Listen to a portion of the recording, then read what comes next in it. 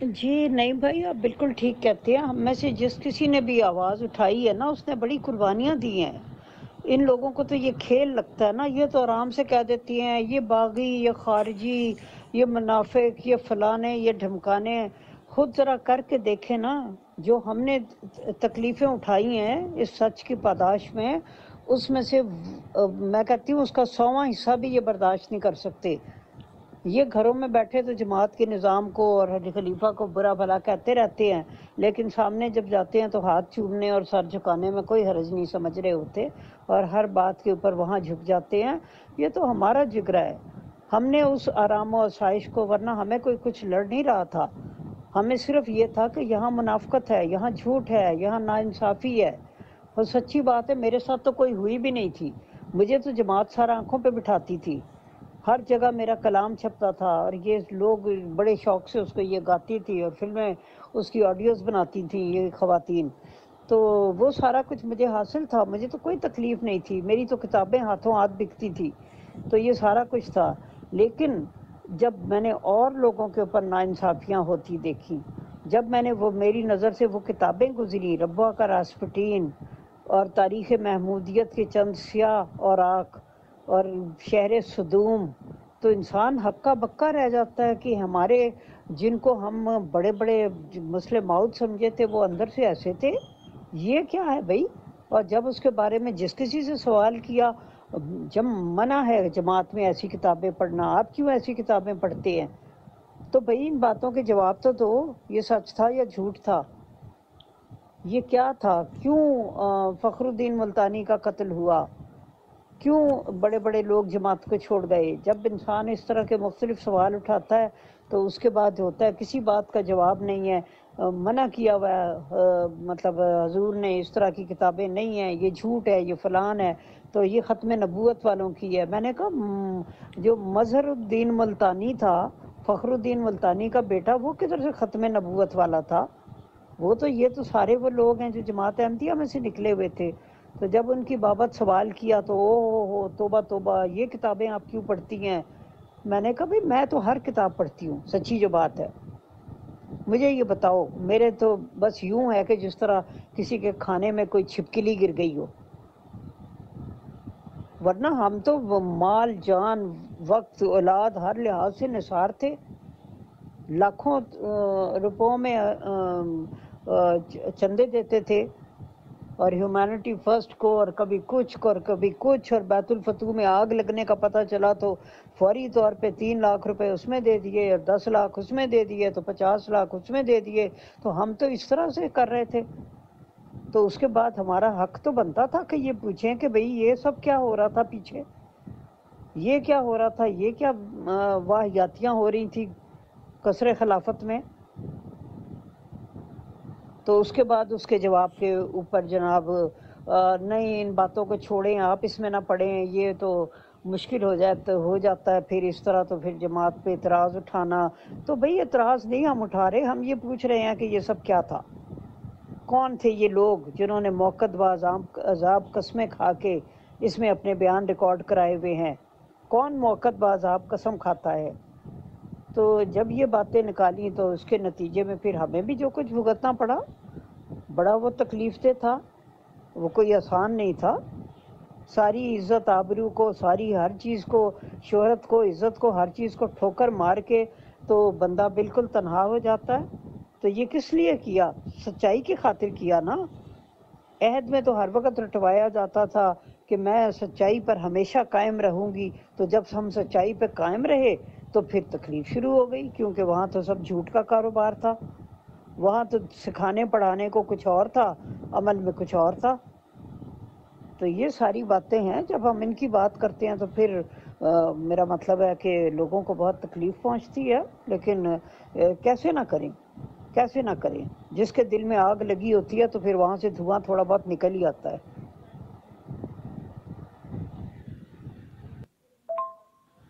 اس کے بعد پھر ہمیں کہتے ہیں جی آپ منافق ہیں، یہ منافقین ہیں.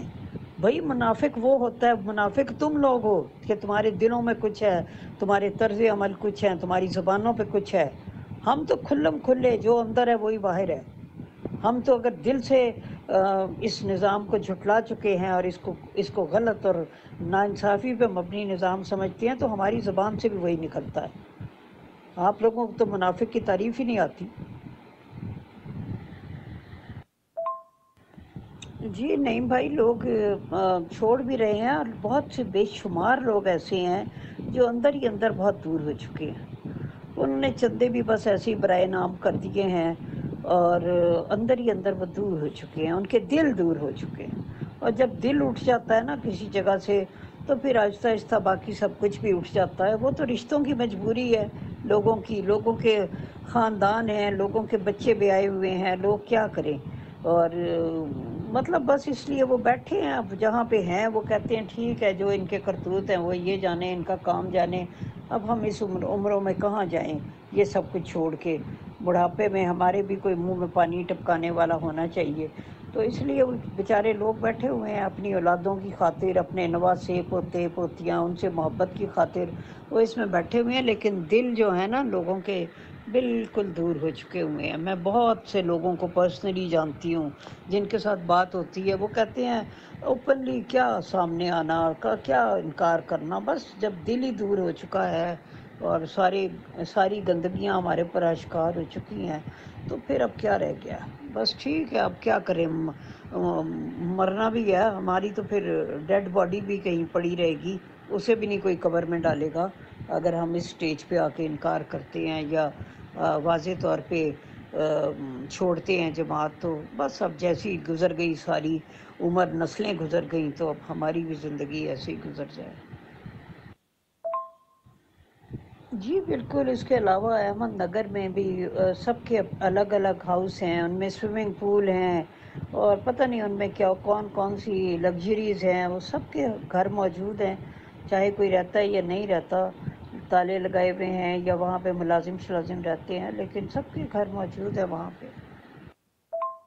تو پھر ہم کہاں پر نمونہ دیکھیں کہ ہم نے انہی عورتوں سے نمونہ دیکھنا تھا نا؟ تو کہاں پہ نمونہ دیکھیں کہ یہی پھر نمونہ دیکھیں کہ اپنی بیٹیوں کو 4 4 5 5 بنگلے دے کر فوت ہو جاؤ، اور اس کے بعد جو انسی ہیں وہ عیاشی کریں؟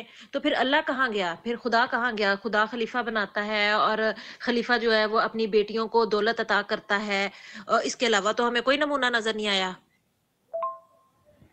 اصل میں نواز شریف، زرداری وغیرہ، ان لوگوں کو تو چور چور کہنا آسان تھا نا، کیونکہ سیاسی معاملات تھے۔ یہاں یہ ہے کہ جو بھی عقیدت اور جہالت کی جو ایک کیا کہتے ہیں باسی دال ہے نا، اس کے اوپر مذہب کا تڑکا لگایا ہوا ہے، اور وہ تڑکا ہر روز ہر موقع پہ تازہ لگا دیا جاتا ہے، جس کی وجہ سے وہ جو ہے وہ عام لوگوں کو سمجھ نہیں آتی، کیونکہ مذہب کا جب معاملہ آ جاتا ہے نا تو ذرا چیزیں ڈیفرنٹ ہو جاتی ہیں۔ تو بس وہ تڑکا لگایا ہوا ہے، اس پہ تقدس کا ایک تڑکا لگایا ہوا ہے، تو وہ ذرا اس لیے یہ ذرا زیادہ دیر چل جائے گا، اور 150 سال چل جائے گا، اس سے زیادہ کیا چلے گا۔ جی ایسی آپ ہی بالکل صحیح کہہ رہی ہیں آپ۔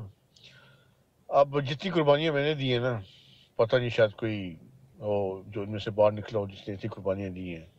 کوٹ لکھپت جیل تک میں گیا ان کی خاطر، تو وہاں پر 7 8 مہینے وہاں میں نے قید و کرا، تو بڑے بڑے واقعات ہیں، بڑی بڑی قربانیاں دی ان کی خاطر، پر وہ ہے نا کہ جب پتہ لگا نا کہ اوپر سے کچھ ہے اندر سے کچھ ہے، اور ہم لوگ جس پیچھے لگے ہوئے ہیں وہ غلط قسم کے لوگ ہیں، اور 2 نمبر کے سارے یہ مسلمان ہیں، جس کے اندر نہ کوئی مسلمانیت ہے اس میں دکھائی دیتی ہے، نہ انسانیت دکھائی دیتی ہے، نہ انصاف دکھائی دیتا ہے، صرف ایک خاندان کی اجارہ داری بس، اس کے اوپر ہی انہوں نے ایک کلٹ بنایا ہوا ہے، اور لوگوں کو اسٹوپڈ بنایا جا رہا ہے۔ لوگوں سے پیسے لیے جاتے ہیں، چندہ جال دیے جاتے ہیں، پیسے محلوں پہ لگائے جاتے ہیں، اور اپنے اپنے جو ہے نا عیش و عشرت پہ لگائے جاتے ہیں۔ یہ تو وہی ہے نا اسلام سے پہلے جیسے دور تھا، وہ خدا تعالیٰ نے یہ بولا ہے کہ اس کے خلاف آواز اٹھائی جائے، تاکہ اگر آپ کسی چیز کو دیکھتے ہیں، گند کو دیکھتے ہیں، تو اس کے خلاف آواز اٹھائیں تاکہ لوگوں میں شعور پیدا ہو۔ اگر میں نہیں آواز اٹھاؤں گا، آپ نہیں اٹھائیں گی، کوئی اور نہیں اٹھائے گا، تو کون اٹھائے گا پھر آواز؟ کسی نے تو اٹھانی نا آواز۔ چلو میں ہی اپنی قربانی دیتا ہوں، میں ہی اپنے جو ساری میری 8 بھائی ہیں 9 بھائی ہیں میرے، ان کو میں یا خیر بات کر دیتا ہوں، میں اپنی فیملی کو خدا حافظ کہتا ہوں، میں ہی اپنے بچوں کو کہتا ہوں ہاں بھی خدا حافظ، ٹھیک ہے نہیں، اور میں ہی جاتا ہوں وہاں پہ کوٹ لکھپت جیلوں میں جاتا ہوں میں ان کی خاطر، چلو میں ہی قربانی دے دیتا ہوں. اگر ان کی آنکھیں کھلتی ہیں، اگر میری اس قربانی سے لوگوں کی آنکھیں کھل جاتی ہیں، تو میں کہتا ہوں ٹھیک ہے، میرا موٹو پورا ہو گیا. کم از کم لوگوں کی آنکھیں تو کھلی ہیں نا، لوگ ان کو اچھی طریقے سے جانچ تو گئے ہیں بھائی ان میں سے اصلیت کیا ہے ان لوگوں کی. یہ جو بیٹھے ہیں سر بھیڑیے بیٹھے ہوئے ہیں انسانی روپ کے اندر، کم از کم ان کا بدل لبادہ تو اتارے اوپر سے، چہرہ تو اتارے اوپر سے کہ یہ اندر بھیڑیے بیٹھے ہوئے ہیں، اور جن کو نہ کوئی آپ لوگوں سے لنک ہے، اور کبھی بھی ضرورت پڑے گی نا آپ کو. آپ ایک بات میری لکھ لیں، آج کسی بندے کو ضرورت پڑتی ہے کہ یار میرے ساتھ یہ ناانصافی ہوئی ہے، تو یہ پوچھے کہ آپ نے یہ چندہ دیا تھا، آپ نے اطاعت کی تھی، آپ نے کوئی ایسی غلطی کی ہوگی نا جس کی وجہ سے یہ کام ہوا ہے، آپ نے فلانا چندہ نہیں دیا ہوگا، آپ کو کوئی بقایا جات رہ گئے ہوں گے، یا یہ پوچھیں گے سوال کہ آپ نے اپنی جیب ان کے آگے کی تھی پہلے. اگر جیب آگے کی ہے تو پھر اور آگے آئیں گے، اچھا آپ نے یہ کیا تھا، آپ نے، یعنی کہ اس بات پہ آپ کی مدد نہیں کریں گے بلکہ آپ کو الٹا ذلیل کر کے چھوڑ دیں گے لوگ. اور وہ آپ کو ایسا ذلیل کریں گے کہ بندہ ان کے پاس دوبارہ جانے کے قابل ہی نہیں ہوگا کہ یار میں اس سے اچھا خدا کے سامنے جاؤں، اس سے کوئی دعا کروں، کچھ مانگوں، بجائے سے ان یہ منافقوں کے سامنے میں جا رہا ہوں اور ان لوگوں سے میں التجا کر رہا ہوں. وہ تو وہی نا بندہ کسی روڈ کے اوپر بیٹھ جائے، کسی اجنبی نے کہا یار میرے نال اے ہویا ہے، اور سارے کہیں گے اچھا کاکے مننے تیرے نال کی ہویا سی، اور سارے کہیں گے یار میرے نال اے ہویا ہے. اچھا پھر دوجے آ رہے کاکے مننے تیرے نال کی ہویا. تو وہی ہے ان کا حال ہے، ان کی جماعت احمدیوں کا. جب آپ کی کوئی مجبوری ہوگی نا، آپ کو کوئی کام پڑے گا یا آپ کے ساتھ کوئی بھی واقعہ ہوگا، یہ آپ کو ایک بنا دیں گے، ایک کاکا منا بنا دیں گے. ہاں کاکے مننے کی ہوئی ایسی تیرے نال، اچھا ہوئی کوئی گل نہیں کوئی گل نہیں کوئی نہیں. تو وہ آپ کا کام بھی نہیں کریں گے اور آپ کو ذلیل بھی کریں گے، اور آپ کا یعنی کہ نا ایک ایسا سلوک کریں گے آپ کے ساتھ کہ آپ ان سے خود ہی نفرت شروع کر دیں گے کہ یار میں ان کے لیے وہ تھا بندہ جن کا کہ قربان ہوتا تھا، جیلوں میں گیا ہوں، اپنے بچے مار دیے میں نے، اپنی فیملی میں نے ساری وہ ان کی خاطر خیر بات کر دی میں نے، اور میں کن کے پیچھے لگوں میں ان کے. چلے اللہ تعالیٰ کرے کہ سب کی آنکھیں کھلیں، جیسے میں کہتا ہوں کہ اللہ تعالیٰ ان کی جو اصلیت ہے وہ ساری احمدیوں کے سامنے آئے تاکہ سب کی آنکھیں کھلیں جو اطاعتی غلام بیٹھے ہوئے اس کے اندر. نہیں صرف اتنا ہی نہیں کہیں گے، ساتھ یہ بھی کہیں گے کہ لو وہ تو اجر تو اللہ میاں نے دینا تھا نا، آپ نے تو اللہ میاں کی خاطر کیا نا، تو اب آپ اپنے گھر میں بیٹھے اجر تو اللہ میاں دے گا، اب آپ اللہ میاں کے اجر کا انتظار کریں.